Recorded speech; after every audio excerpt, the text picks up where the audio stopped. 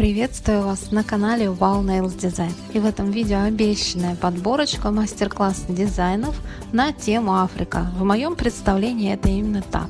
Очень ярко, сочно и жарко. Здесь и стемпинг, и прорисовка, и все гораздо проще, чем кажется. Итак, поехали. В качестве подложки почти на всех ноготках буду использовать вот такой вот безумно красивый блестящий гель-лак. Очень похож на жидкую втирку единорог, как будто ее перемешали с топом или базой, с нежным таким золотистым отливом. Ноготки перекрываю в один слой, сушу 30 секунд, снимаю липкий слой и тщательно шлифовщиком бафлю делаю ноготок матовым. Вытираю от пыли.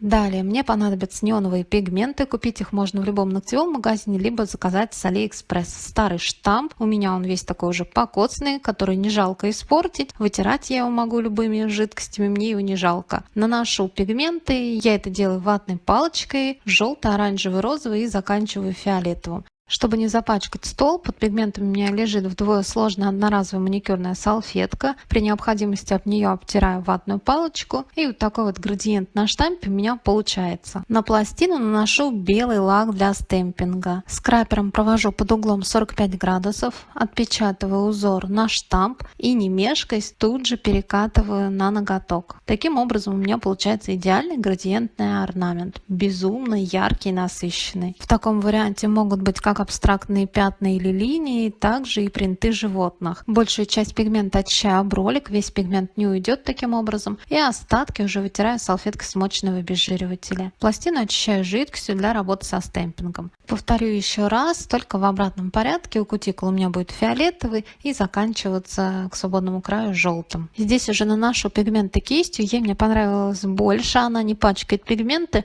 но сильнее мусорит, чем ватная палочка. Выбрала специально вот такие вот пятнистые хаотичные дизайны, которые 100% всегда получатся на любых клиентах. На пластину нанесла черный лак и теперь буду отпечатывать принт, очень напоминающий зебру. Отпечатываю пару кусочков, таких небольших фрагментов. Такой хаотичный дизайн и всегда получится, и всегда уместится, и как раз нотка сафари добавлена. Ноготок этот будет красив как в глянцевом, так и в матовом исполнении. Я оставила матовым. А я продолжу и наношу черный лак для стемпинга на пластину и отпечатываю фрагмент леопардового принта. Точно так же, как и предыдущий дизайн, отпечатаю пару кусочков.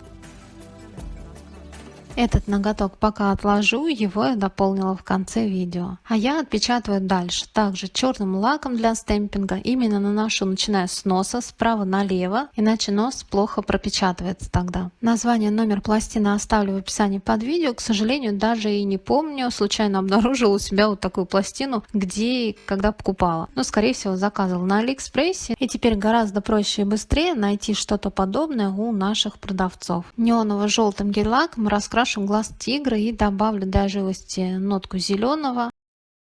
И чуть добавлю блеска в глазах этому тигру, поставлю маленькую-маленькую точечку белой гель-краской или плотным гель-лаком. Досушиваю дизайн 30 секунд. Ноготок перекрываю глянцевым топом, слегка выравнивающим слоем. И такой красавчик у меня получился.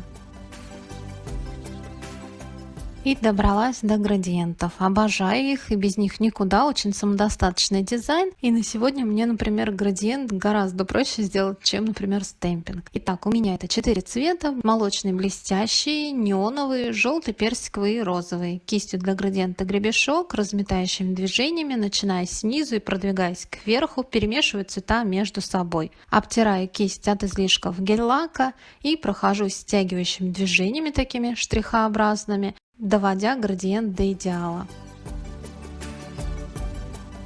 Этой же кистью либо тонкой дорабатываю у боковых валиков и, если необходимо, у кутикулы довожу. Просушиваю градиент ровно 1 минуту. Предыдущий вариант у меня получился более оранжевый, а этот вариант я решила сделать, чтобы у меня получилось больше желтого. Я нанесла больше этого блестящего, где-то прям треть ноготка, и больше неонового желтого, также примерно на треть. И только на оставшейся части у меня попал персиковый неоновый и розовый. Точно так же, как и предыдущий вариант, я разметающими движениями размела и затем стягивающими. Просушиваю градиент 60 секунд и для наглядности, для сравнения покажу два этих варианта. Градиенты эти выполнила на полностью прозрачной типсе в один слой.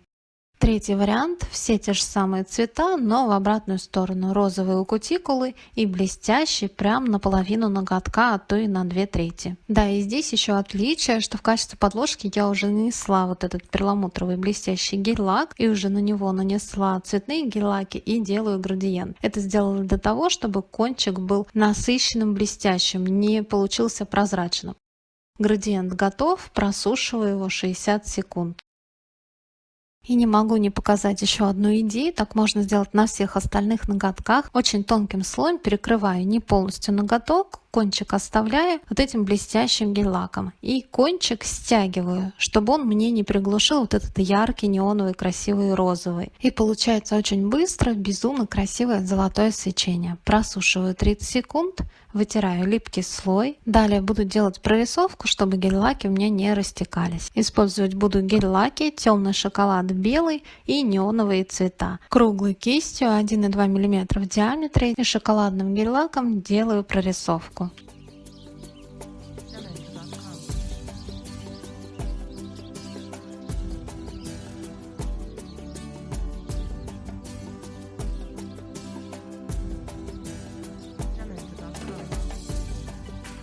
Подмалевок негритянки готов, просушиваю его 30 секунд. И теперь на эту же круглую кисть набираю одновременно оранжевый и желтый. И вот таким вот образом, такими разводами раскрашиваю юбку нашей негритянки. Получается очень быстро, хаотично, а главное очень красиво. Я добавлю насыщенно голубой, он перемешивается с неоново-желтым и где-то дает зеленый. Очень красивые разводы получаются. Фиксирую 10 секунд в лампе и докрашиваю вторую половинку неоново-зеленым. Далее не буду комментировать, все и так понятно. Раскрашиваю одежду, головной убор и кувшин этой негритянки вот такими вот разводами радужными. Промежуточно, чтобы гель-лаки не растекались, фиксирую по 10 секунд в лампе.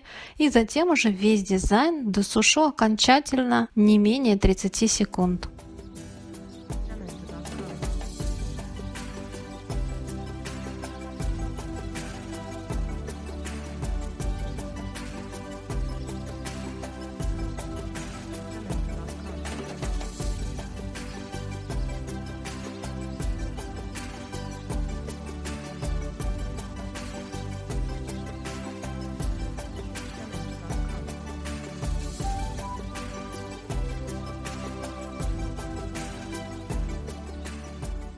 Цветную прорисовку я закончила, просушиваю 30 секунд и темно-коричневым обведу. Не нужно это делать прям досконально, я бы сказала, я прям размазываю этот контур таким вот темным шоколадом. Сделаю тень этого кувшина. Если где-то необходимо, для контрастности просто слегка добавляю либо контур, либо легкие такие тени.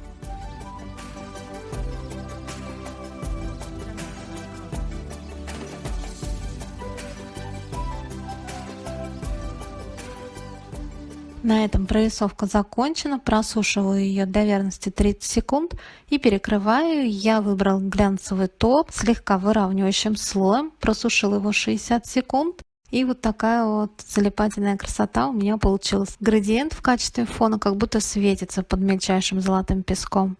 Рисую следующую африканку, амазонку. Комментировать как бы в прорисовке тут и нечего. Я воспользуюсь моментом и подам идею для тех, кто не умеет рисовать и никак не нарисует там тонкие линии и уж тем более очертания какой-то негритянки. Сейчас очень модно минимализм. Это может быть пластина стемпинг, сделать стемпингом отпечатку. Есть также слайдеры, вот эти вот силуэты девушек. Эту прическу можно отрезать лишнюю, если это слайдер. Если это штамп, можно стереть лишнюю, если там объемные пышные прически. Просто это не отпечатывать или не наклеивать. И раскрасить только там, где нужно.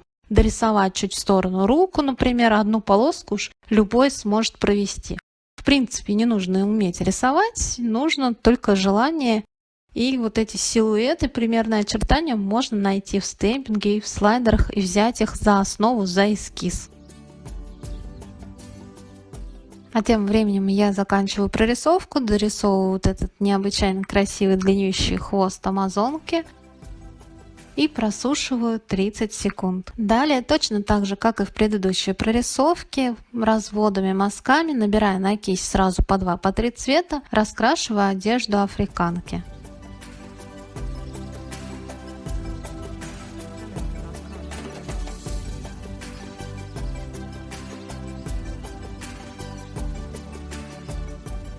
Раскрасив одежду, просушиваю ее 30 секунд и темно-коричневым для контрастности, чтобы не сливались у меня, например, одежда и части тела, сделаю в некоторых местах обводку, где необходимо. Досушиваю дизайн 30 секунд и перекрываю ноготок глянцевым топом. Просушила половину времени. Золотой гель-краской без остаточной липкости, она подходит под втирку. Прорисовываю силуэты украшений. Краску эту сушу 1 минуту и втираю в золотую втирку. Да, вот такие вот совсем мельчайшие детали. Может быть, кто-то не будет отнимать все время и заморачиваться, но я заморачиваюсь, придала этому ноготку вот такую изюминку. Чтобы дизайн хорошо относился, эти украшения прокрасила топом и просушила. И следующий вариант. Рисую уже тонкой кистью страйпера вот таких вот червячков. Волнообразными движениями хаотично прорисовываю ветки дерева. Сам ствол дерева прорисовываю чуть потолще, понасыщеннее, меняю кисть. У меня это плоская скошенная кисть 2 мм шириной. И наставляю, натыкиваю вот такие пятнышки. И получается крона деревьев, листья. Внизу это будет такая трава. Также понаставил пятнышек. Быстро, просто, в принципе, уже на этом этапе можно оставить. Просушиваю 30 секунд. Я добавлю каплю вот этого перламутрового белого к обычному белому гель-лаку, смешала их, прорисовываю ими круг, растушевывая по контуру. Мне не хватило такого светящегося легенького солнышка. Фиксирую 10 секунд в лампе и чуть понасыщеннее белый, совсем такой небольшой кружочек в центре дорисую. Просушиваю это солнышко 30 секунд, чтобы оно не поплыло, и прорисовываю жирафа кистью для подмалевков. У меня это круглая кисть 1,2 мм в диаметре. Гель-лаком темный шоколад прорисовываю жирафа. В таком же стиле силуэт можно прорисовать и слона, и зебры, носорога. Просушиваю прорисовку 30 секунд, меняю кисть, опять беру плоскую скошенную, черной гель-краской наставляю несколько пятнышек, листочков, чтобы визуально придать чуть больше объемности рисунку. И тонкой кистью страйпер точно так же добавляю какие-то тонкие мазки вот этой черной гель-краской. Только некоторые фрагменты, прям буквально несколько пятнышек на прорисовке. Вот что у меня получается без топа. Прорисовку просушиваю 30 секунд, и я буду перекрывать матовым топом. Но пока он не просушен, покажу, как это выглядит в глянцевом варианте. У меня это матовый топ с золотистыми блестками. Вот такой вот красивый бархатный ноготок получился с мелкими искрами. И вернусь к ноготку, оставляла его в начале видео, перекрыла я его матовым топом, и по просушенному матовому топу золотой гель-краской без остаточной липкости для поверхностного дизайна прорисовываю сам материк Африка, сам вот этот кусочек суши, земли. Я наставила большую крупную каплю и распределила ее тонкой кистью по форме, как мне необходимо. Просушила эту краску 60 секунд. И вглаживаю золотую втирку. У меня этот цвет благородное золото. Излишки втирки смахиваю кистью. И для контрастности темно-коричневым гель-лаком прорисую, обрисую по контуру. Сильно какой-то точности не нужно. Контур этот я немного как бы растираю, размываю. Он не будет сильно четким.